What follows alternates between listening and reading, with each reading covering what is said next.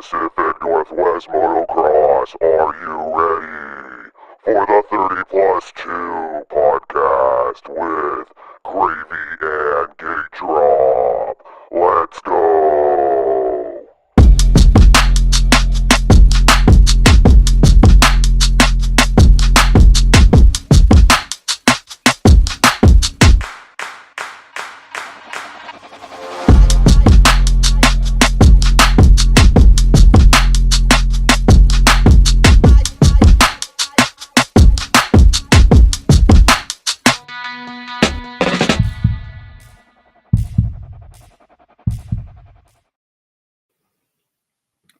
All right. And it's just me apparently because Grayson is not here. He was here and then he was gone. So welcome to the 30 plus 2 podcast. As you can tell, Grayson's restarting his stuff. So you are stuck with just Christoph here. Tonight we're gonna talk about Alabama Slamma and everything that happened at Birmingham, Alabama's Supercross. We will most likely we'll see if the Washougal Patriot is gonna join us a little bit later in the broadcast tonight as we wait for Grayson to get back on here. Talk about possible reputations and whatnot from pro to local level. And we got Grayson back now, and the budget has been lowered. So is his audio. So yeah, Grayson just left me all by myself on the 30 plus 2 podcast. Are you quitting already? What's the deal here? No. Just budget cuts, like you're saying. We're a little bit slower running today. Bidenomics really working. Everything's working right now. Oh wow, we just got knocked offline because I said that. Uh-oh. Anyways, don't get us banned yet. Come on now. I mean, we can go full Joe Rogan and horse medicine and whatnot, I guess. No, I don't want to cross that line. I don't want to do that. All right. Well, I mean, just like any racing, especially for Woodland this past weekend, which was the wrap up for the Winter Series. Not sure why people got confused and are like, "You're saying it's the end of Woodland?" Right, I saw that too. I don't know, whatever. Anyways, carry on. Right. We got rain, and so did Alabama. And then we had a blonde girl have a blonde moment. That was insane. That's a first, that's for sure. But besides all the stuff we're going to talk about with yourself and possibly the Washougal Patriot here about 6:45, I know he's soaring home from his work guarding the racetrack. Riding back home on that bald eagle. He's probably coming in like Kid Rock, just like on a screaming eagle. How was your weekend? As we jump into our 10-minute banter before we get into topics for tonight, which we have a ton. I don't know if we'll get to all of them. Little uneventful, honestly. I tried to make my way out to Albany for this weekend, but I don't know if people were a little scared of the rain to commit to, saying they were going to be there or not. I didn't get anybody to sign up, unfortunately. So I woke up that morning and saw how gloomy it looked. And I was like, you know what, I'm going to take the day. And I just ended up watching Race Day Live on the couch and watching racing all night and day. The professional couch side reporter. Yep. I'll be the new Jason Thomas from the couch. I mean, yeah, I don't know. If you get that hairdo like Jason Thomas, we could I don't want the Hershey kiss. There. I don't want that Hershey kiss on my head. Well, I mean, it looked like there was a decent turnout with Albany based off the post. What was not a decent turnout, which I think is just because it's weather related. Also, I think a lot of people did some math on how many rounds they could miss. It was pretty light at Woodland as well for Saturday and Sunday. And we even had a 3-moto format. Saturday was pretty normal, except a couple canopies RIP'd. So Legacy Custom Canopies is probably going to get some orders from some people because the wind definitely destroyed some. The weather I finally broke an arm on one of my canopies as well because the bolt came out, and then I tried putting the whole 10x20 by myself, like down, and then it snapped, and here we are. Luckily, you get replacement parts, so I don't have to spend like a G or so to get get back to where I want. And those things then add up quick, that's for sure. yeah, that's why I work on trying to get sponsors, and I Yep. get creative ways of making it happen. income and making stuff work. And then the rain came down from like 1 a.m. to like 9:30 to where it was like Noah's Ark out there. And I was expecting the worst. I was expecting the classic, well, not classic, but that like mud race that happened like a few rounds ago where mud's like at the triple clamps and everyone's unhappy and you can smell the clutches everywhere. It actually was not too bad. So props to Woodland. From what I saw, it looked pretty decent. Yeah. Obviously it was wet and muddy, but it's definitely nowhere near where it could have gotten to. I mean, everyone could get around. The only ones that really got affected was the 50 class, the P-dubs, where they did a circle track. But besides that, I mean, we wrapped up Woodland Winter Series. Another year gone by, 50 years, and 51 will be coming up the following year. Surprising after, how many battles they've had over the years of keeping that place going. It's super cool to see it still running. Yeah. Someone just liked one of our podcasts on episode 5, even though we're on episode 10. So we got some replayers apparently. That's all right. We'll let them catch up. As we wait for, I don't want to get into one topic because I know that's what Matthew Miner, Washougal Patriot, wants to get into. So we will wait on that. Yeah. Feel free to post in here any topics you want us to talk about. Matt's probably eating his taquitos or cereal, so we'll have the special dinner is that keeps the Washougal Patriot pumping. As you can tell, right. You run it. What's the meal before the Washougal National? He's got to be all pumped up, so we'll figure that out later. So we'll get into Supercross a little bit here and there. I honestly don't really have much to talk about other than, well, let's just banter as we wait.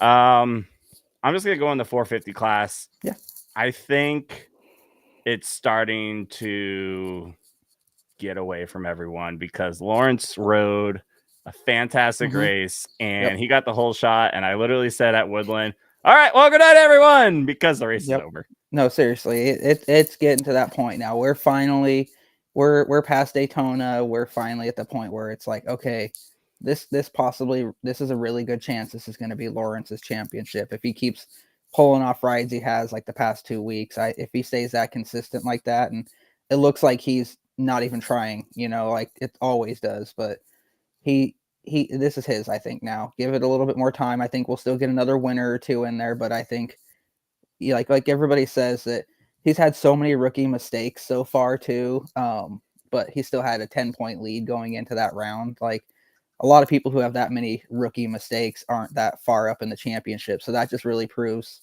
how fast this guy really is. Yeah, and I'm trying to look at the point standings. I'll get there. I believe he's up 13 now. Supercross points. I think it's starting to really pull away now. Yeah, he's got 185 to 172 on Cooper Webb. I mean, that's, do the math for me, 13. Yep, about 13. Yep. It's starting, unless like something like a bike malfunction, which you never know could happen. Triple Crown this weekend with Indy with the softest dirt, arguably could be the softest dirt. So I know people in the post podcasts I've heard and whatnot, they're curious to see what the Triple Crown will end up doing for all the riders. But yeah, Sexton's now 20 points back, and Tomac's 26, which is a race behind now. Yep. Just like what happened at Daytona, like when we had a field of 7 people going for it, and we're now down to, I would say, arguably 2 people. Like it got divided again. So I think it's going to be Lawrence and Webb unless Sexton can figure out something here. Any we could still have disagreements? I think we could still have some, rookie mistakes from Jet or some, possible problems here and there. So Sexton still has a chance to sneak up in there, but like I think, like you said, it's between Cooper and Jet right now. It's pretty much their series. They're pulling away. They're being consistent. If there's no 30-second girls out in the track, I think Cooper might have a chance this next time a little bit better to get up there. So I listened to a little bit of Steve's post, his review and whatnot, and again, I just ride the coattails off everyone. But yeah, I don't recall any 30-second board person. Oh boy, Right. Matthews joined us.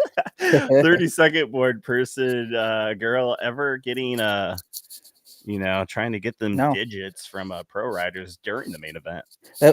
Maybe she thought she was at Daytona still. She was like, I saw everybody run on the track while the race was going on. Maybe I can too. Like, who knows? I think she just got confused. All right. Well, we're gonna wait for him to get back on because something happened and he disappeared just like you. Maybe if we just start a Patreon or something. Oh, and there we go. He's getting his camera all set up. I'm waiting for him to get focused. It's a lot of work. You got to get in there. You got to take the time. You got to get that right angle and lighting. Come on now. Oh, dude, I love the background too. I think this will be our most entertaining background that will blow your background away and mine. But I'm excited. He's got everything set up here, and I think he's on a beach right now. Oh, nice. So introducing the Washougal Patriot. We're gonna jump him on here so we can get his opinions on the 30-second girl. Here is Matthew Miner, Washougal Patriot. All right. Yo, what's happening, fellas? Okay, well, you are definitely the Washougal Patriot. You've got you got the full setup. You commit. You got to commit when you're doing something like that. All American right here, 100% grown right here in this country. Well, like I said at the beginning, I'm sure you were soaring in on an eagle to make it for tonight's show. I mean, it's either Eagles or RMs. It's one or the other. Ronnie's got his thing. I got mine with the Suzukis. So we made it either way. Nice. What's happening? What are we talking about? Well, we have gotten to the point right now where we talked about 450 class, and Jet Lawrence, I believe, in my opinion, is starting to take this away from everyone, and Webb is probably the only one that's left, just according to the points right now. Do you have any agreements there or disagreement? What's your take on the 450 class so far? Well, I think you're right. I think Webb's really the only one points-wise that's got a chance. But, I mean, that ninja from down under, man, he's just – I don't know if anybody's got anything for him, man. As much as I want him to fail because he's not from here, in all honesty, the kid rips, man, and he's technical with it, and he's finding lines that just other people aren't finding, and he's just – even when he messes up, it's just so smooth the way he just comes off the bike and he doesn't annihilate himself and he's able to get back up and do his thing. But Webb, man, he knows Webb has those late moto pushes. Yeah. Yep. And Webb was catching him a little bit, but I think Lawrence was kind of just toying with him, to be honest, which I hate. Absolutely hate. But he rides, man. The kid can ride. There's just no arguing that. It's not the Stu Carmichael era anymore where you blow your competition's doors off by 30, 40 seconds. It's we're just gonna maintain it and keep it interesting, which I think is the ultimate mind effort. I'm gonna try to keep it PG-13 because we went a little too wild on that with Step Brothers last week. But I think that's the ultimate mind messer up, or I don't know. He just has a different strategy I haven't seen before. He's got that Vin Diesel mentality. You can win by an inch or a mile. It don't matter. Winning's winning. Still gets you the same amount of points every week. Yeah, no, I agree, man. And he just, I hate it. Because I got buddies. I got buddies in Australia that we party with at nationals and stuff, and they always hit me up on Messenger and send me the Australian flag and talk about their boy and everything. And I'm like, dude, yeah, the kid can ride, but let's see how the season goes. And I keep wanting him to fail, and he does it. And I'm like, somebody almost needs to bump him. But Cooper tried to bump him. Yep. Yeah, and he took it like a champ. It was a little too late. Leaned right into it and just said, "Nah, no, you bring that, and I'm ready for it." And I'm like, God, this kid is like, all right, like, so I got some respect for the little Australian dude, you know what I mean? And they're rad dudes. I met them in the pits last year and talked to them for a bit. And their mechanics actually tried to fluff me up a little bit with some free beer, you know. And I'm like, that's cool. I appreciate the drinks, but America, man, like your boys are going down, you know. And unfortunately, they didn't. So, Yeah. you know. Well, it's 13 points now. I know there's still a lot of racing left. I know Seattle is always a tricky one too, because you never know what you're going to get when you roll the dice with Seattle. If it's going to be a nice dry race or it's going to be a classic mud one. And then I feel like they change their dirt like every single year. I don't know where they get it from, but at one point we had dark dirt, and then we had moon dirt, and then we had like brown dirt. Like, you have any info on where we're getting this dirt from, Matthew? You know, it's 2024, so we can't assume where dirt's coming from anymore. You know, dirt is it identifies itself when it shows up to the track, and it's a guess to everybody about what kind of dirt it's going to be. But the weather forecast this weekend actually is looking pretty nice. So it's going to be weird that they've gone to all these like SoCal races that are all rainy and gnarly, and then they're going to come to the Northwest where you expect it to be rainy and gnarly, and it's probably going to be like just epic weather. Yeah, well, we have Indy, and then it goes back to Seattle.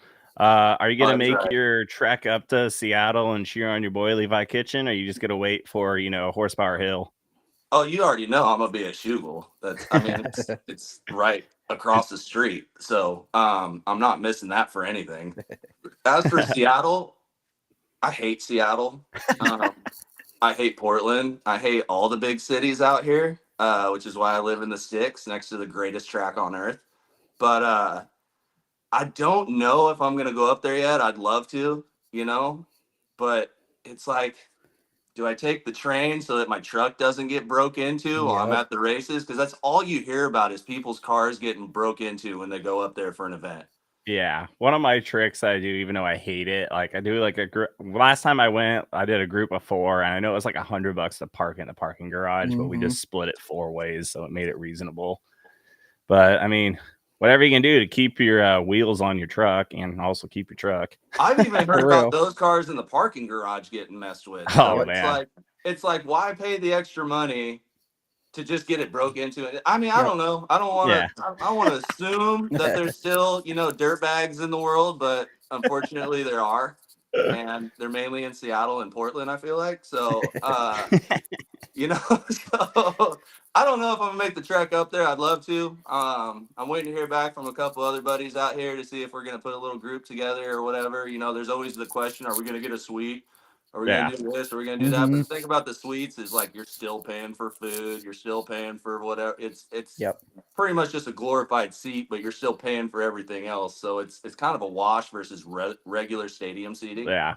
So it's up in the air. I'd love to. I mean, Levi already knows we all got his back, whether we're at the races or not. Right. Like, we're all just going nuts for the kid every week, whether he's racing or not. We're like, oh, he's not even racing, but he's still winning.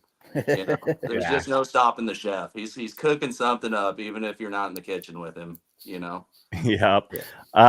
Since we went a little off the beaten pathway here, we'll jump back on here.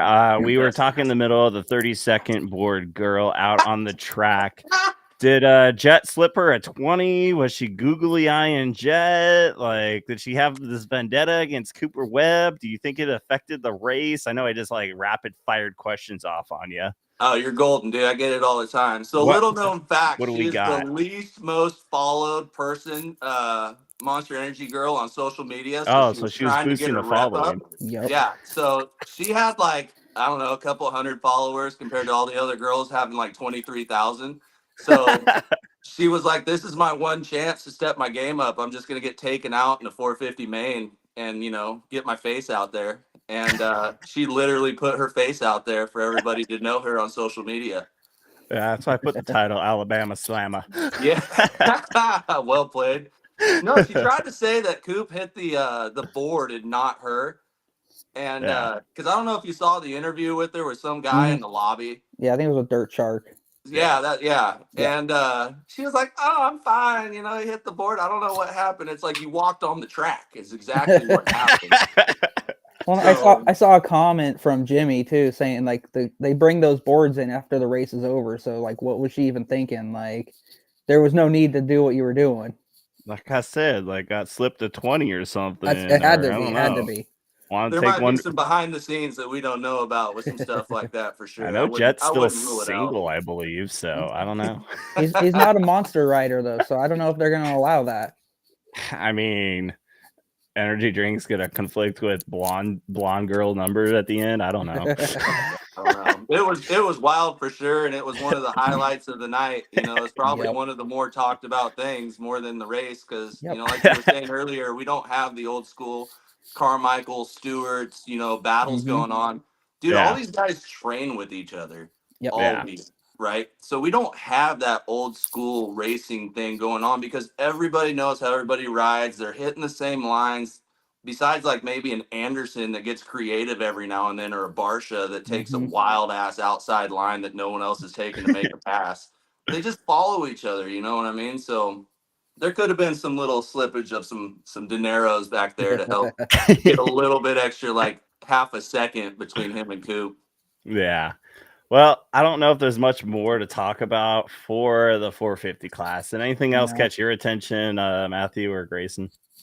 No, not really. That was pretty much the highlight. That was the only part where it really caught me going, "Oh crap, what just happened?" And the rest of the race, it was like, "All right, well, we already know what's going to happen the next 18 minutes." Pretty You know? much. Yeah. Yeah. I might I have fallen just asleep. Yeah. Yeah. Right. Right. Well, like I told Grayson earlier when we were watching at Woodland, trying to, hotspot multiple times on multiple phones to watch it. Like Jet got the lead. I just said, all right, well, I'm just gonna go work on photos because like this race is over. Yeah. No, somebody needs to. I thought a couple weeks ago when, you know, him and the Anderson thing happened and he was getting booed, I'm like, this might be that mental block for this Hmm. kid. Because Yeah. he's had all this fan support and he was riding this high, and then all of a sudden, all the fans that he was always thinking every race were booing him. Dude, I'm like, this might break this kid, you know? And Yep. unfortunately, it hasn't. Well, So, this is a good thing that you brought up this will segue into one of our topics that I know you want to talk about as well. Reputation and whatnot. I felt like he kind of had like this big, huge ego and whatnot after nationals, and then winning A1. Like he said, like, yeah, I'm here to knock out the 72 wins. Basically, told all the other pro guys like, suck it. I Well, felt like he's kind of tamed that down a little bit. Do you agree or disagree? I think he Gravy, did you lead off. I think he did a little bit. I think he's kind of reeled it in some. I think that the Supercross Live guys and Feld guys are still trying to play it up a little more and like obviously make that drama for us. Because I was watching that highlight reel or something at the beginning of him, and then they flashed a little clip of McGrath at the end, like a little stab in the gut and twisted a little bit, and I was like, we're really gonna compare him to Jeremy already, and it's all Feld. I think. I don't think it's Jet. I don't think it's the Lawrence compound or whatever you want to call it. Really, glorifying it or building that ego. It's really Feld, I think. I think Jet's kind of toned it back a little bit. He's been humbled, I think, after taking a couple L's instead of just destroying everybody every weekend. Yeah. Yeah. And he You have needed the it. foot. Yep. They needed to humble that kid. Like, because he was Yep. killing it in outdoors. There Yep. was no, he rides smooth. Like, even at Washougal, I was sitting up in the trees in Talon's camp, and to see him like just doubling braking bumps on the backside of the road jump when you're coming back in the trees and just making it, it was like this kid. Yep. This kid's literally making lines out of not lines and saving energy and just riding smooth and hitting his marks and doing his thing. He reminds me of like Pastrana a little bit, how smooth Pastrana was for a bit, but also we all know that Pastrana would take himself out pretty quickly. But there was times where he would just make it look so effortless, and I think that's kind of what Jet's doing a little bit too. I feel like ego wise, he's getting more Pastrana like on the ego side of it, and then race type wise, I mean, he's just like a mixed bag of like all the grades. Yeah. So that's kind of where I have it. I know that was very broad, but I think going into the 250 East now, I know dude, if Tom Vial wins this championship, the show's just ended because I said he was out of it, and now he's the points leader, and he's that one blows my mind, honestly. So- Going in I didn't think he was going to be able to keep that momentum going from Daytona, but it's cool to see though somebody else getting up top right now. Yeah, and I don't know. Deegan's 12 points down now. McAdoo's 1 point back. I still argue that it's between McAdoo and Deegan, but I don't know. I think Deegan is making way more enemies than he really needs to. Yeah. And I feel like Seth Haymaker owes him one coming up here. I don't know. He's You got want to to get into the Deegan drama now? Let's go. Go for it. Dude, I love it. I absolutely 100% love it.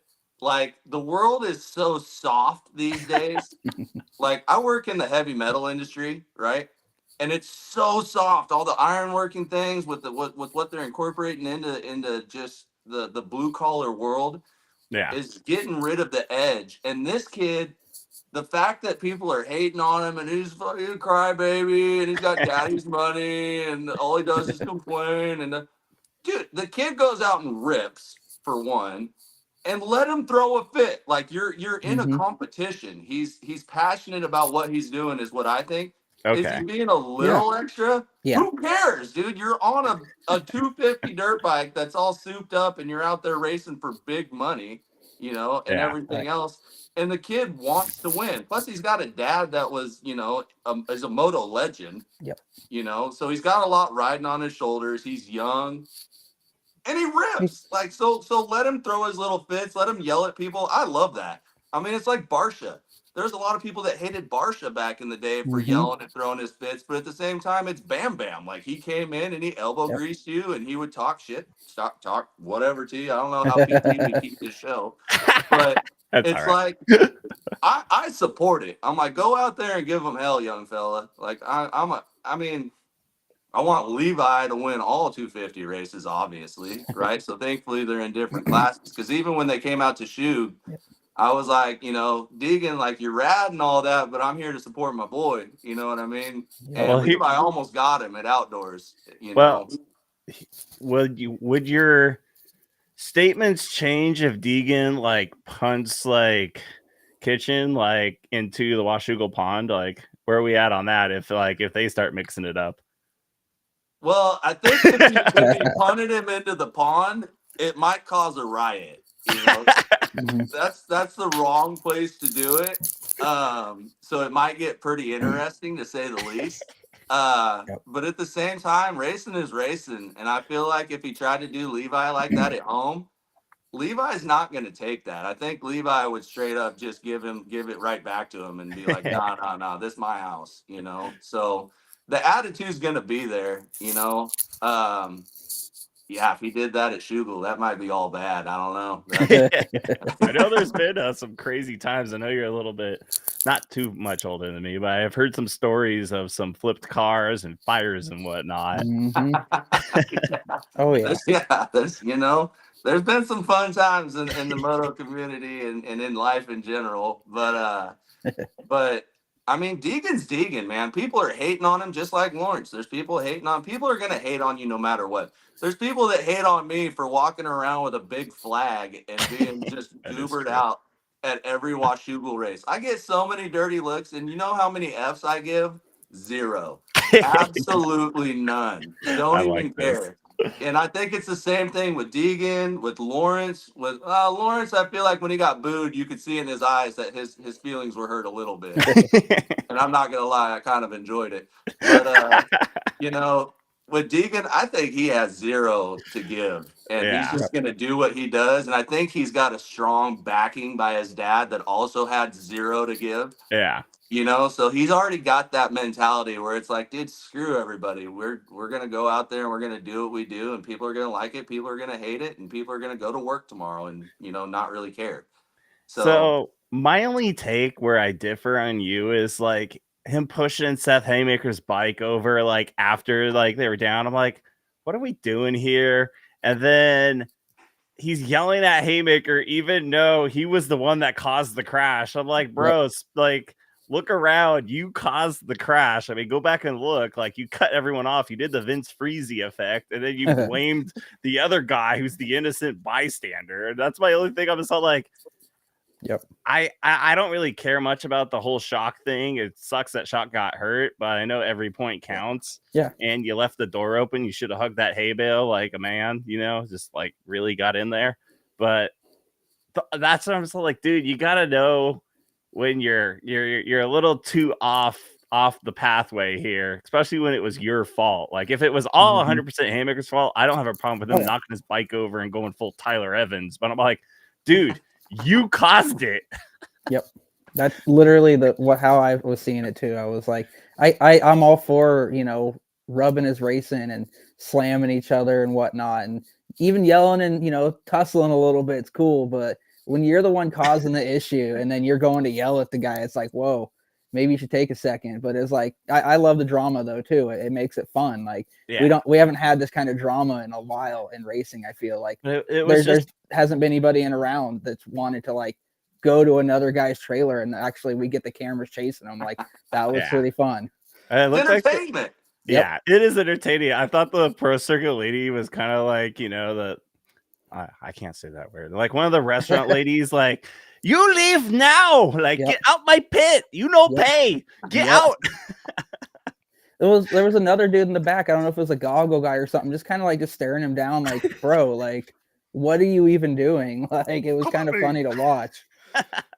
I don't know. What do you think? Do you agree, disagree? Are you in the middle with the whole first turn heat race? Like, it's first turn chaos. Like, it just happens. Absolute chaos. And I agree with you guys. Yeah, he went a little overboard, but that brings me back to he's in the heat of the moment. He's in a battle. He's a gladiator out in the arena. You know what I mean? So when all those, and he's young, man, when you get all that energy, testosterone, everybody riding on your back, wanting you to do good, and something like that happens in the first turn and you just see everybody leave. You know what I mean? It's going to hit you in your emotions and everything's going to take over and you're just going to react. And he reacted, which is great. He's not like cool, calm, collected because he knows the cameras are on him and he's like, all right, well, I know everybody's watching me and I need to be all PC about it. No, he was like, dude, I'm mad and I'm going to throw your bike and I'm going to dig out, and everything out. And he's just like, and he did his thing. And it's like, dude, now I ride 30 plus class. So if somebody does that to me, we're probably going to blows because before all of our races, I tell everybody, listen, this is 30 plus. We don't bang bars. We got to go to work tomorrow. If you're going to pass me, you pass me. I'm not going to let you by necessarily, but I'm not going to bang bars with you to get like a coaster for my house, at the podium at the end, so it's a whole different like scale of where they're at. You know what I mean? And he's got a lot riding on him. He's what, 19 or 8? I think he just turned 18. 18. Yeah, so he's young, dude. And he's like coming into manhood. He's probably got so much poon in his inbox that he just knows that everybody's just on him. You know what I mean? So Zach Smith says you're full of poop. Well, hold on a second, Zach. Since you're watching, you might remember this. This is PIR. I don't remember what year, 2016. Beginner class when I beat you one-on-one. So I had this waiting just in case you wanted to chime in, young fella. But anyway, so he's young, man, and he got caught up in the moment, and he was mad, he was upset, and you let him, Yep. That lights a fire in you, I feel like, and we need more fire because everybody's like just cool, calm, collected, almost like business suited up and everything. And I forget who said it on the podium. Somebody had a podium interview, and I think it was Deegan actually. That was raw. It wasn't like scripted, like you practice it with your manager and everybody else, and just it was like, no, man, I came out here to do my thing, and I did it. And everybody can suck it, or whatever, like his dad did back in the day. Yep. And I love that. That's what this sport is. It's like we don't need to be soft like the NBA and the NFL and everybody else who's all PC'd up and wants to be soft. No, this is motocross, man. Let's go out and get it. Oh man, this 30 plus class is gonna get stacked at Washougal because the rivalry between Zach Smith and Washougal Patriot. Like, buy your tickets now, available round 1 at Classic 7. We're in different classes now, so I mean, it's even worse if he beats me because he moved up a class, so that's all right. I'm not gonna worry about it. All right. Well, enough Deegan talk. I don't know where I go from there. Well, Right. wait. On Deegan though, how do you feel about them penalizing him for cutting the track on that opening Oh, lap? so I instantly knew he was going to be penalized by skipping that whole section. 100%. Yep. When he immediately did it, I'm all like, I don't care who you are, like you're penalized. I don't know if any of the other riders got penalized. I think there was 3 or 4 other ones. Did they though? I didn't. I only see saw it. his name on the report for Correct. that So one. that's Yeah. the other caveat is like, cool. Yeah. So it's a kid that has weight behind him and they're going to penalize him, Yep. but not the other like 6 riders that did it too. Now, granted, he went around like 1 extra person, Yeah. Yeah. but it's like, okay, so since the kid caught up and made something of his night, he gets tagged for it, but the other 6 don't. It's like, come on now. Yeah, know? there's some inconsistencies there when it comes to penalizations. I feel like they're really over penalizing people, in my opinion. 100%. They're doing it terribly this year. I feel it's like the most noticeable I've seen in many years, you know, and especially like recently that Ryan Brees one that they did a couple weeks ago of him clearing his like line or whatever. Like I was like, what? everybody's done that. Like that's been a thing that people have done since, you know, the 90s and stuff. They clear their rut out a little bit. It's not like he's out there packing it, you know. So like they're throwing out fines on everybody. I think they're just trying to make their money one way or another. I saw what's his face, number 9. Cinderella got penalized for jumping on a red cross, and I never saw that. But Nope. I mean, I know safety, but it just seems like they're just trying to deduct money to, I don't know, keep it afloat, or I don't know, wild. Like I said, they're going down the same route that the NFL went with not being able to hit people. You got to set them down easy because of concussions and all that. The NBA about you can't even look at somebody sideways anymore compared to like the Malones and Barkleys and Rodmans back in the day that would kick a cameraman in the nuts. You know what I mean? And it's like it's getting so soft, and that's what happened with these other sports, and why they're losing their credibility is because it's getting so soft and controlled, and putting everybody in this mindset that they're afraid to do something because they're going to get penalized or fined or whatever else. You know what I mean? And as much as I hate Freezy, at least the dumbass rides to where he's still taking people out, even though he's getting fined all the goddamn time. Like, you know what I mean? I hate the guy because he's always taking people out for no reason, but he's still riding the way that he rides. And he's like the only one with some backbone. Like, well, no, screw you. I know I'm not in the points, but I'm not going to give you 6th place. You know? So it's like, we need that back in the moto where it's like they battle for this stuff and get after it, and they're not afraid to get fined, penalized 2 spots, whatever else. That's points implications at the end of the year. Yeah. I don't really have anything against Freezy. Sometimes I just be like, bro, really? But I mean, low key, I like the drama because it keeps it entertaining. You have something to talk about. 100%. But I hate him. I hate him. I hate you, but you made it fun for the moment. I mean, pretty much, you know. And then the shock thing at the end of the heat race, you know, or was it the main? It was the main. It was the last lap, last corner. Shock out at the end. Yeah. By all means, he was going for a position. So, you know, was it dirty? A little bit. It was a little aggressive. You know what I mean? But it's the big leagues. You know what I mean? Like, Shock should have leaned into him or checked up and let Deegan just fly right by him or whatever. I mean, well, yeah, and that's why I said like space. That's why I said spatial awareness, and also you better hug that hay bale on the inside, you know, because you're gonna get your doors blown off. 100%. Every point counts. Yep. That's some Cooper Webb mentality right there, is knowing where people are and being aware of where you can block, and are you going to get hit for blocking that spot, and be ready for it. Hanson's done it in the past. J-Law, I mean, freaking Barsha still does it to this day. I don't know, like, if AARP is, like, on line 1 for him when he, like, starts to get sore and has to file a claim for hitting someone and feeling the aftermath now that he's older. But, you know, like you said, Deegan, too, is in it for the championship. Like, he's going to go for every point possible. And, you know, after getting deducted those 2 spots, you know, good thing he did slam him. He would have been down another position and another point out of the championship. And he's thinking, you know, like it's sad and sucks to see Cody Shock get hurt a little bit. But, you know, that's what happens. You know, it's racing there at the top level. And, you know, Cody Shock was one of those guys that was running up front in the point series there for a minute, which was kind of surprising for a little bit. And, you know, he couldn't hold to it. So Deegan had to come in there and take over. before we wrap up and get into a few more topics tonight, what's the in all the 3 championships for both you guys, which one is like, in your opinion, been the most wild one, unexpected for you? Because all of them have been serving up like you never know what you're gonna get. Go for it. I'm thinking, right now it's gonna be the 450s. I think it's been very eventful, and we had how many winners in the first few rounds, which we haven't seen in a long time. But I don't know. The 250 class is always fun because you got those youngsters going in there just ready to throw haymakers at each other and prove that they've got something and fight for that ride next year. And I think the PC team is right back where it used to be. I feel on the top of the box again, and with Kitchen on the west, and I think McAdoo honestly has a very good chance on the east. So I don't know. That's a very tough question. I think it really varies each week. Honestly, like there's some weeks I'm really excited to watch the 450 gate drops, but then there's other weeks I'm like, all right, I want to see some 250s. Like each week it just gets a little crazier for each class.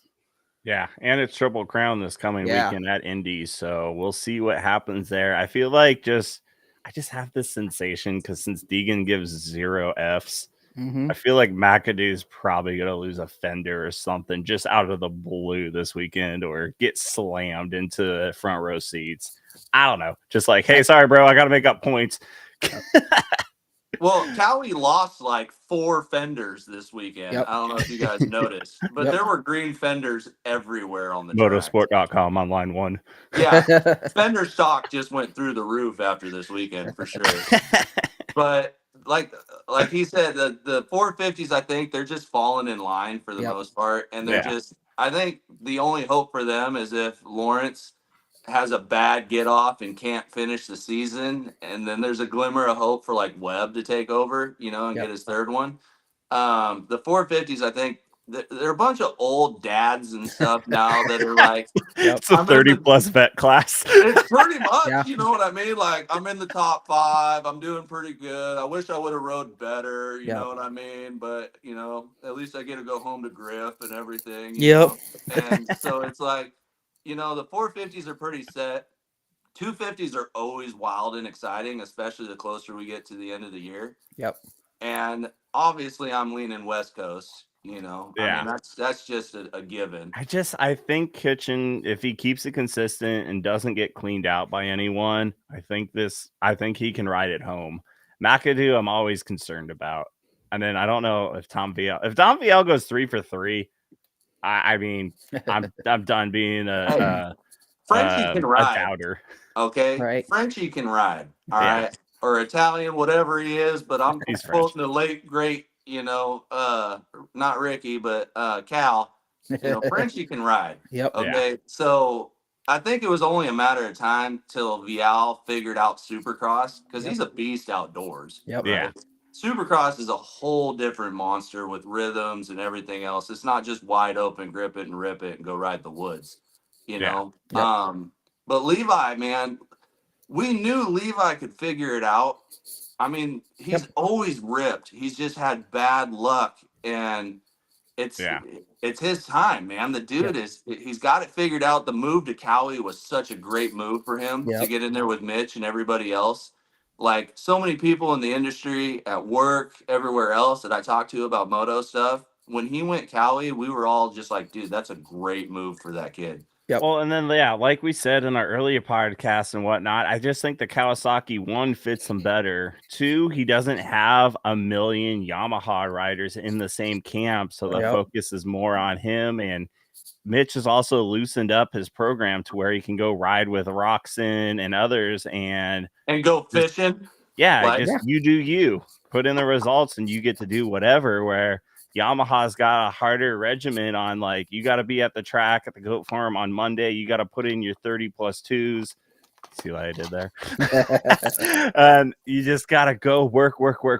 And I think like the flexibility of programs has really helped Levi compared to others. Like even Baker's Factory, you could tell with Cooper Webb on how that like relationship like worked for a little bit, but just like the whole training and whatnot, like you have to have some flexibility. And that's where I think Kitchens really sprouted the most, just like he did. Because he wasn't like the top 85 rider, like he was up there, but he didn't really sprout until like, you know, the 2 strokes and then getting on Star and just like every piece of the puzzle, just trying to find your comfort zone. I think that's what's worked the best for him. No, for real. Yeah. Yep. Exactly. I think that move to Cowie and just everything he's done in the last year to really find that spot for him has been what's been best. Like you said, like he was really good there towards the end of the Yamaha like amateur career, you know, and then he got that Star offer and like they have 11 people on that team. Like that's cool, you know. That's just including the pros, not even the amateur. Yeah, that exactly. Like that there's so many people and like yeah, you're going to be able to get some, you know, nice bikes and like one of the best bikes out there, but are you really going to get the time and, you know, the one-on-one with either, you know, the suspension guys or whoever? Like, I feel like you probably get more of that through Pro Circuit than you would with Star. Yeah. And it seemed like they've bounced back on their motor package for Kawasaki as well. Yeah. The Cowies look best they've had in a few years. I feel like it's been a while since we've seen a monster Cowie on a podium and consistently, and I think they finally have figured it out again. Any takeaways or input you want, Matthew, on that topic? On the whole Levi going to Cowie? Yeah. No, like I said, man, it was, I think, the greatest move besides, I mean, being a Suzuki guy, you know, obviously if it ain't yellow, she's too mellow, you know, but, you know, that could have been probably the best choice for him was to go to Suzuki and put Suzuki back on the map. But with him going to Mitch, so many of us think that was such a great move for him. Yeah. Yep. So completely. We will see where it ends up. Seattle and then Denver and Salt Lake, I believe, are the final races for the West Coast. I bet you I missed a few. I can't wait for a showdown, though. Once we get those East and West boys together. Dude, I feel like we've been waiting forever on the It's been a while. It's been way too long now since we've had that. I felt like they were sooner last year. I could be wrong, but I don't know. It feels like we've been waiting for like, you know, ALL dial up to like, you know, fully load here. I thought they did like AZ was like one of the first like East West, or maybe that was like that or a Texas or something like that. I know they move around a lot. They like change the location like every single year, so that way like your crowd gets something different at Supercross races, which bums me out with Seattle is probably because of, you know, Seattle. Like you don't get your fan fest that you typically get like at Anaheim or Texas with freestyle and whatnot. You get more interesting dancers on the streets and housing and interesting housing art to look at. There's a plethora of street performers in Seattle for sure. Oh yeah. Well, that's all I have on topics. You're welcome to stay on too if you want, Matthew. One of the questions tonight that wanted to be addressed and asked was rider support. What's out there for local riders? You got any input on that, Washougal Patriot? Or you like, how do you in your days of growing up racing? Because I don't know anything about your racing other than that you like, you know, scream America and ride the Suzuki Beastmaster. How do you get rider support for your racing programs? Pretty much just vibes, man. I just bring the good energy, and I've gotten to know so many great people. Like, I think when I first came into the scene, I was real nervous. You know, obviously you feel like it's a whole new thing, and you're like, man, I don't know if I'm gonna fit in. I don't know this, I don't know that. But if you're just genuinely yourself and you bring good energy and you don't hold yourself to a level higher than others, everybody welcomes you. Like, it doesn't matter where you go in the pits. People, if you're a good person, hey man, you hungry? You need a beer? You need a Capri Sun? However old you are, you know, depending. And everything else, like even you, man. Like hey, Christoph, you want an 805? You know, type of. And that's a lot of people thought 805 was my beer that I made. I'm like, no, I'm from, you know, down south, and that was my area code where I was born, and I just found a beer. And I'm like, cool. But the support is huge. I mean, we have the Clinic MX, you know, we have the RHJMR camps that they put on every now and then. There's so many camps out there that you can join. to get your riding better. And the thing is, when you join them, they welcome you into it. Like, I've done quite a few camps, and it's always the same, where it's like, hey, nice to meet you. You know, where are you at? And they try to get to know you a little bit. You know, obviously people are going to have their opinions, just like the Deegan thing, just like Yeah. everything else. Everybody has their opinions. But in the moto industry, man, it's just come on in, get good equipment. Don't skimp on helmets and boots. That's where I learned a lot, was Yeah. getting cheap helmets and boots. And I don't know, and that's probably where a lot of my energy comes from, is all my concussions. But you know, and just come out and ride, man, and enjoy it, and don't bring, you know, nasty attitudes to it. You know, and that's, we're all amateurs at our races. Yep. And that's why I was saying, if some of that stuff that happens that we see on TV happened in my 30 plus class, I'm probably going to fight you in the pits. You know what I mean? And I don't like to fight people. I like to go around and, like, you know, make people smile and stuff, you know? So, there's so many things out there, especially out here in the Northwest, that I found that it's very inviting, and everybody's just all about bringing more people into the industry and having fun with it, because we don't want this to die. There's been so many tracks that have shut down. Yep. Yeah. And we need to, like, even out here at Washougal, there's been so many houses for sale, this one being one of them, and I sold everything to move in here, right? And it's like all these other houses of people that are moving in, we're hoping are moto people, and we don't lose another track. And thankfully, the people that have moved in have Yeah. already known that they're right next to a national motocross track. Like, Yeah. it's gonna be here. There's gonna be loud noises. There's gonna be lots of people. You know, when nationals come around, pretty much just doomsday prep, because you're not leaving for a week. Yep. You know, and it's like, it's just a rad scene. I don't know if I got off topic on what you asked, but I love this, man. I like your take. I just had some people asking, like, how do I make things cheaper and whatnot? And you pretty much nailed it on the head. You don't. Well, you have hookit.com, MX sponsor, that help you get discounts with, like, gears, you know, to protect your brain and your head and what, and you know, your feet and everything else. But, like, yeah, I think a lot of it is just also how you are, as you were saying, like, you know, being inviting, being a rad dude at the track, that will help you get more sponsorship for places like Bent Lever, Beaverton, Motorsport Hillsboro. And this is my hot take, because we're kind of changing eras of, like, results don't 100% matter as much. I'm not saying it's a 0%, but, like, just how you are at the track and then on social media, like, I've learned that a lot about myself. But you're like Adam Ectimnap can you know, make a living just doing, you know, his fun stuff with rap, and then doing stuff with the youth riders and all that. And then, like, you know, Axel Hodges, he's just doing fat whips and free riding. And then our own, that's like the best example is Carson Brown. He's just doing videos of rad stuff, and he's a Red Bull athlete rider. Like, you don't necessarily have to be the top tier rider to make a living and keep it fun. Like, any disagreements or other opinions there? No, I think you hit the nail right on the head with that. Like, it's like you said, it's not about, you know, getting out there and winning every single race. Obviously, you want to, you know, go out there and race and do the best you can. But like you said, a lot of social media, being, you know, like, I don't know, a decent content creator really helps.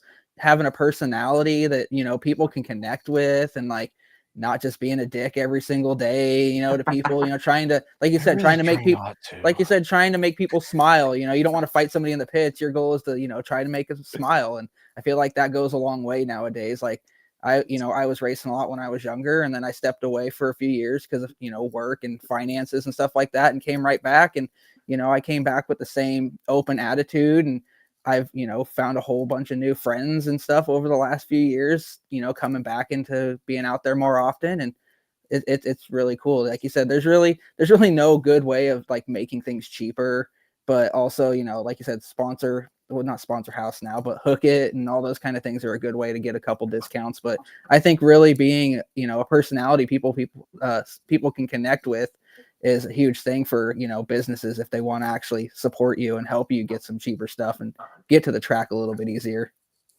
So I got a couple takes on that. So when it comes to, like, the Carson Browns, He's not just the content creator rebel. He's a rad dude. Like, if you ever get a chance to talk to the guy, he's not too cool for you. You know what I mean? He's just a down to earth rad dude. And a lot of these guys are, and some of them aren't. Some of them are assholes, and that's just their thing. You know what I mean? And they wear it. So I mean, respect to that too. And then when it comes to the help and support in the moto industry, dude, Facebook is huge. Like, you don't have to make a lot of money to be able to do this sport. Hop on there and say, hey, I'm so and so. I'm getting going and riding, or I'm getting my kid going and riding, or whatever. Does anybody have this size of boot, this size of helmet? And those are really the only two things you need. Throw some Levi's on in a long sleeve t-shirt and go out and rip. Like, you don't have to have like your name and number on your jersey. No. You don't have to have an airbrushed helmet. You don't have to have, tie pegs and a bunch of stuff on there. Like, when I started, I had the most gooned out bike. You know what I mean? I feel And you. like, found out if I really enjoyed doing this. And I did. And people made fun of me for my gear and my bike and everything else. And I just would laugh it off and be like, yeah, that's what I got, man. Like, I'm just trying to come out here and have some fun. And it starts building and building and building from there with the bigger a group that you have around you. And these big shops, Motorsport, Beaverton, Bentley, all these places, they'll start recognizing you more the more you come in. And that's just business. The more you come in, the more money you spend, they'll start helping you to continue your passion for this sport. You know what I mean? And same thing with the people in the pits around you. The more you're around and the better energy you bring, dude, they'll straight up, like, I've had people, I've been on the starting line and been like, oh, I got a flat. Like, I don't even know how that happened. And like, some kid ran to his pit and got an air compressor, filled it up, and like his dad ran it back and gave me like 27 psi to be able to make it like a lap and a half to be able to at least try to ride, and still have a flat at the end. But it's like, didn't even know the guy, and tried to find him afterwards to give him money or whatever. And people 99% of the time won't accept money. They're like, no, man, we're here to help everybody. We are all here to ride and have fun and enjoy it. So when it comes to needing support in this industry, just be a good person and it'll come. Don't expect the world on your first day of coming out to the track. Get to know people, put yourself out there, be vulnerable, and just be sincerely human and yourself. And people, if you're not a piece of shit, excuse my language, will accept you. You know what I mean? And it's like, I mean, granted, this all started the day after radiation treatment. I went 26 hours with no food, no nothing else, and got a call from Zach. Hey, Zach, remember this? First of all, let me bring it back.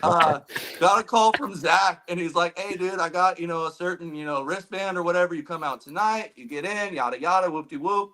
And that was the first year, I think it was like 19, when I was up on the road jump with like my America flag cape and like some Hurley board shorts or something. And like made Racer X or something like that. And it just hasn't stopped since then. So it's like, it could be on your worst day that turns out to be the best day of your introduction into the community, into the scene, into just the overall ambiance of motorcycle racing. Well, I like your take on it because people do get tired of me harping and everything. I don't have great delivery at time. We all know this. With what? Well, I don't even know what anything. You're talking about. Oh, when I'm trying to explain how to like get more sponsors and how to be cool, like I get like you sometimes where I'm just like, just don't be a dick, Just be yourself. That's the God honest truth, man. Is like, honestly, take it from me that's really a nobody, but for some reason I got people that like all of a sudden know whatever this is.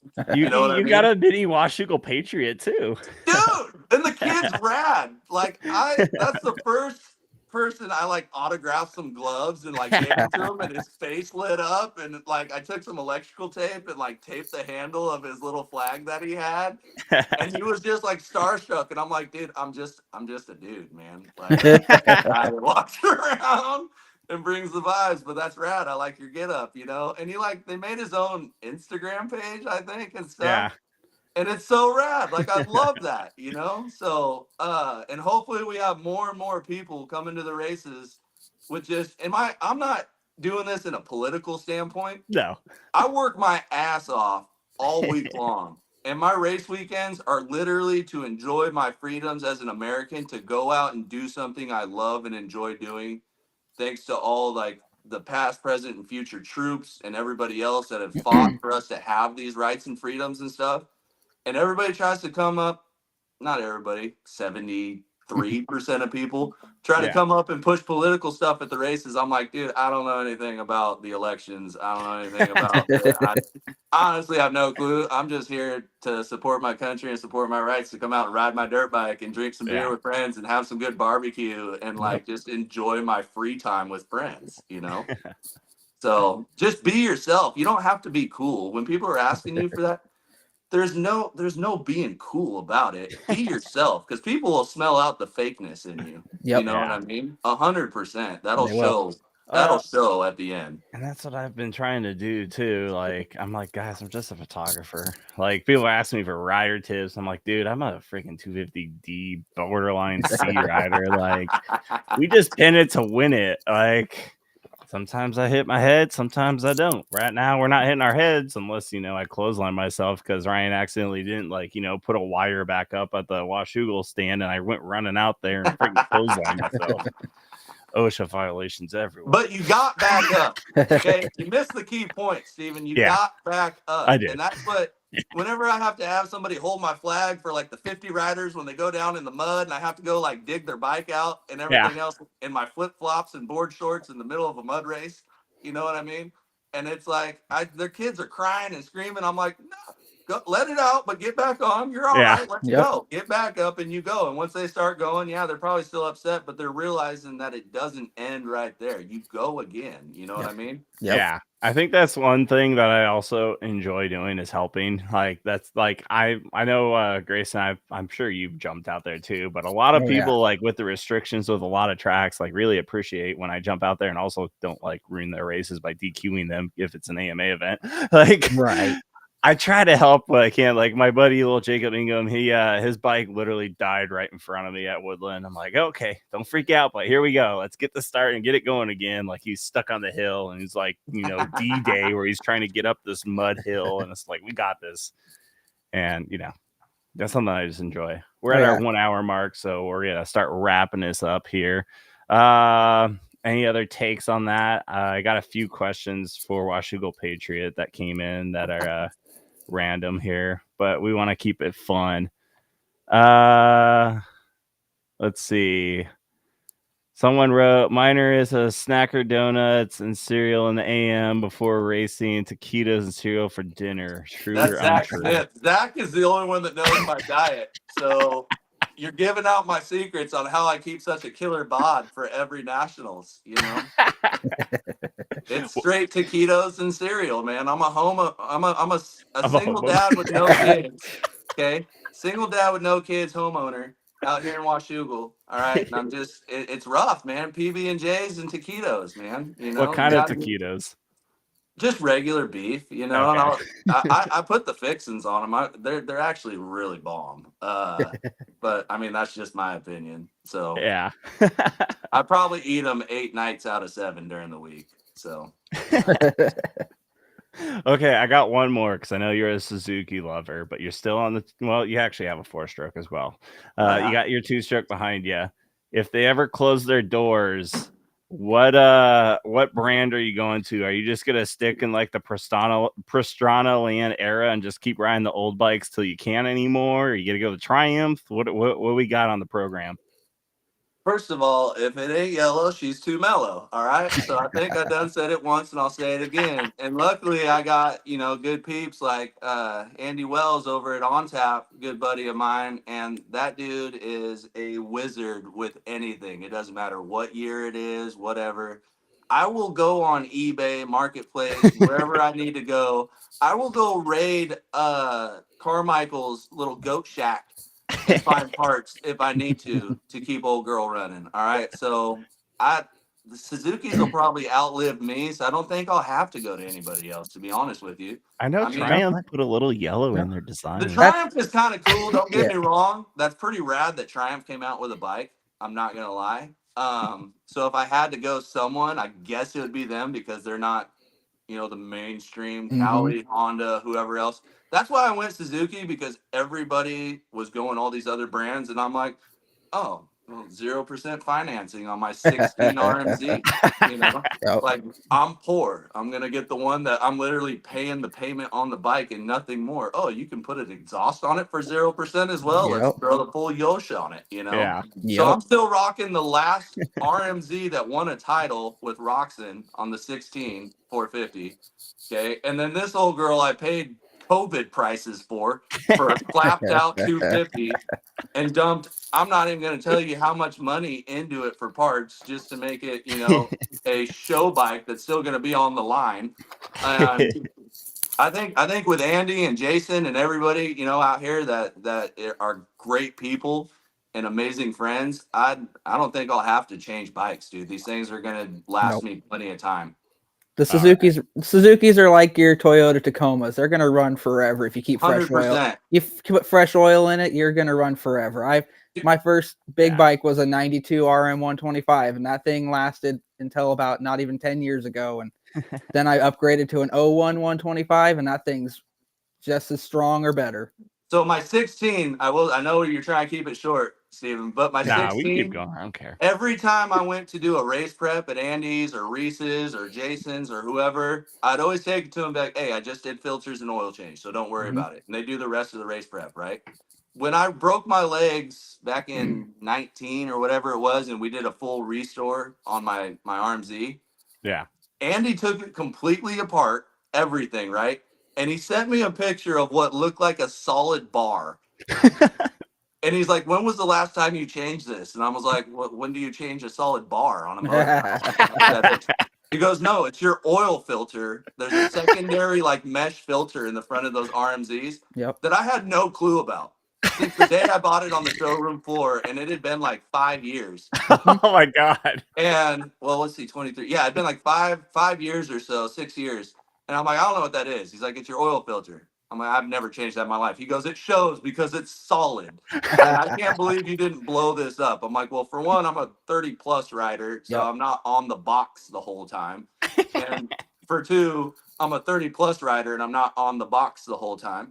So obviously he goes, no, I'm getting ready to go buy a Suzuki because if you didn't blow this motor up and this thing is this jam-packed with initial break-in and all these years of riding and everything else, all the Woodlands, Albany's, Washougal's, Sand Lake trips, whatever else. He goes, that says something about these motors. Yeah. And lo and behold, man, these motors, like you said, man, they're the Toyota Tacomas, man. You can just run the dog piss out of them and they'll take it. Yeah. You honestly could probably run it with no oil and it would just be just fine, honestly. 100%. Seriously. Pretty sure I'm I've not going seen to try that it happen. because I put way too much money in my bike. Right. I would actually say you probably could. Yep. Well, I know you and Grayson would get along a lot and have even more stories to talk about because he's a Suzuki lover and he rides a Suzuki. I did in the 85 days. Now we're Yamabog in it and also Honda 110 in it now, where I think I might just go full professional pit bike racer. We'll see.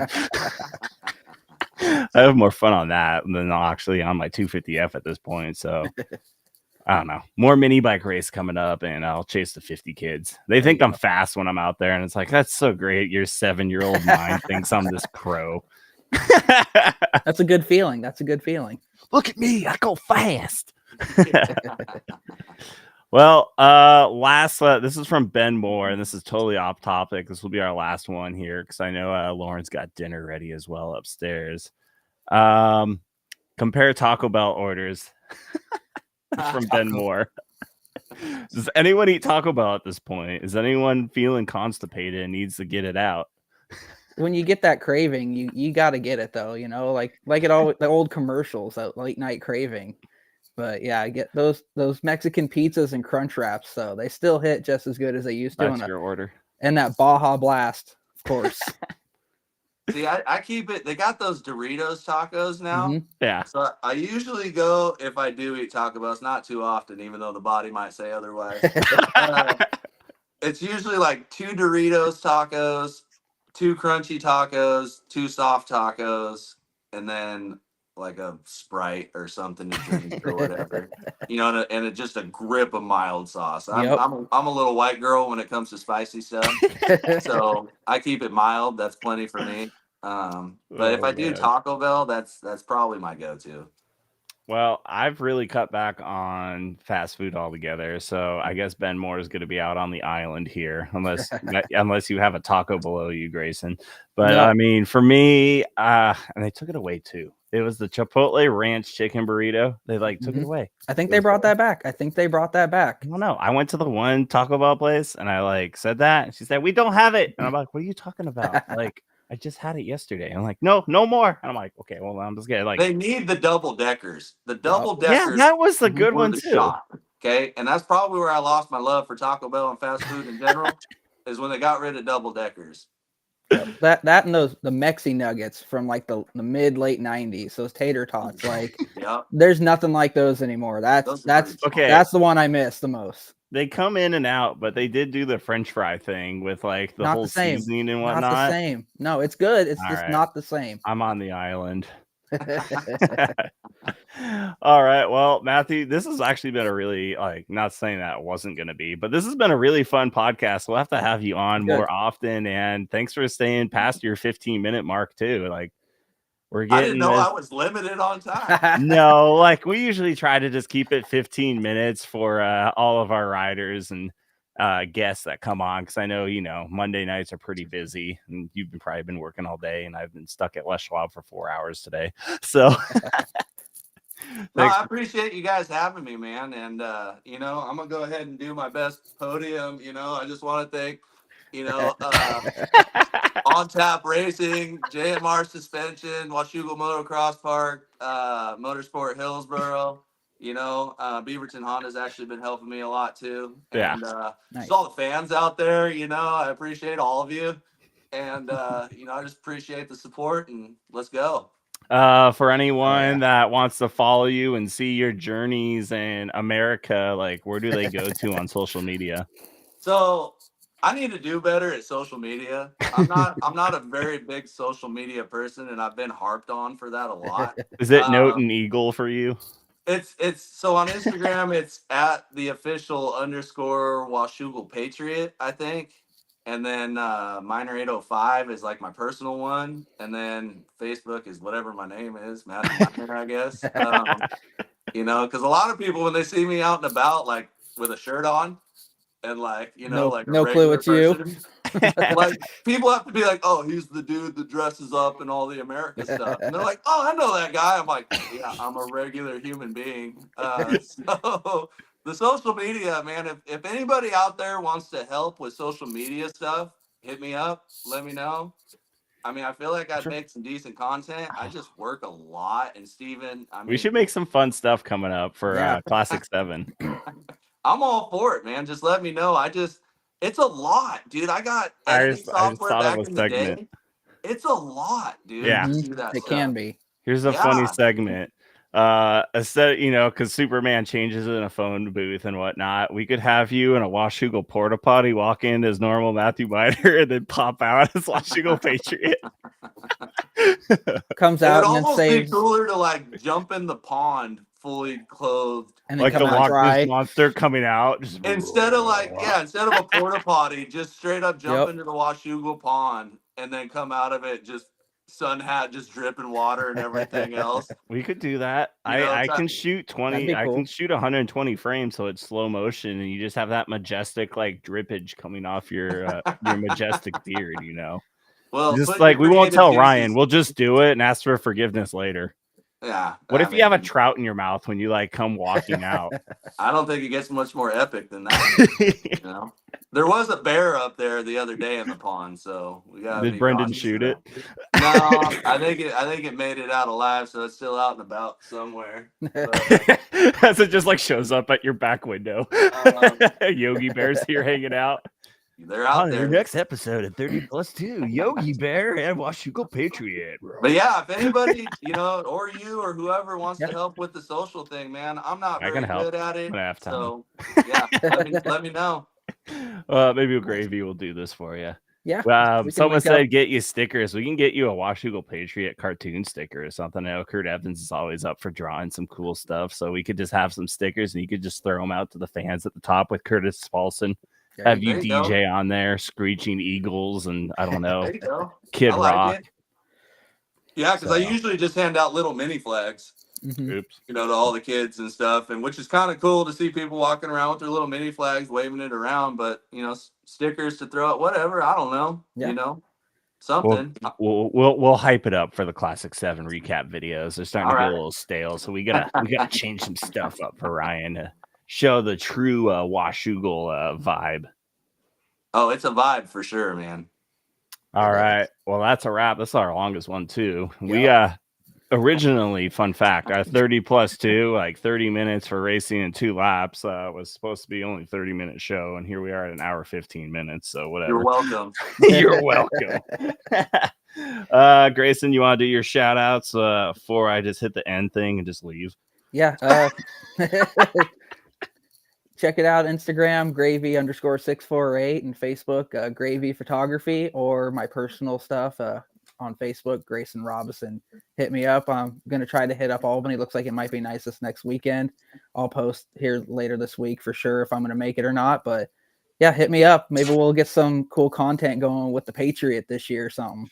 Yeah, I might show up at Albany and we'll see. I still got PRO video that Ted's probably watching saying, why have you not done my stuff?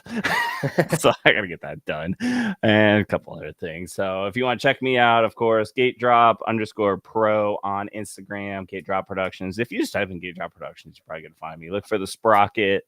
That is correct coloring. If you flip it the other way, it looks like bird poop. So yeah.